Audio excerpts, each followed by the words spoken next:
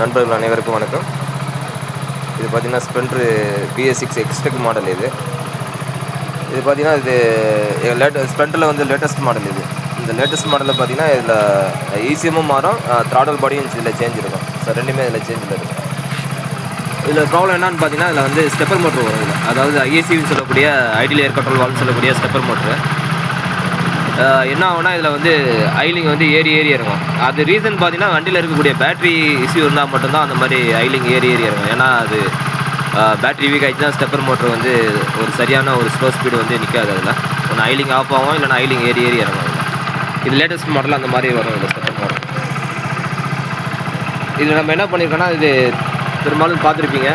இதில் வந்து நம்ம ஆக்சஸ்க்கு போடக்கூடிய அந்த ஸ்டெப்பர் மோட்டர் நம்ம என்ன பண்ணியிருக்கோம்னா இதில் ஆல்ட்ரு பண்ணியிருக்கோம்.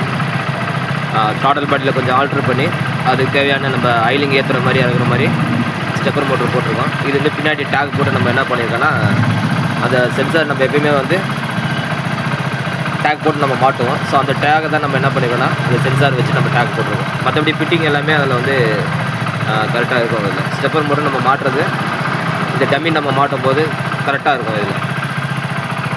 ஏன்னா இது வந்து பார்த்திங்கன்னா இது த்ராடல் பாடி தான் மோஸ்ட்லி இதை மாற்றுவாங்க.